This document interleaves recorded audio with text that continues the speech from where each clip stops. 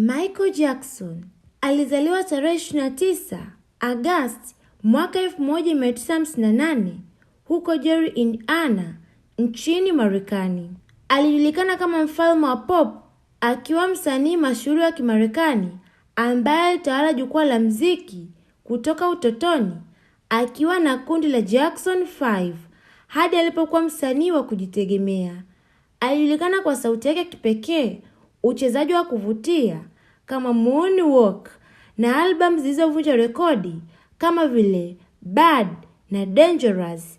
Mbali na muziki, Michael aliweka alama kubwa katika mitindo ya mavazi kwa kuvaa gloves moja ya kung'aa, jacket za kijeshi, suruali fupi zilizofichua soksi na miwani za giza.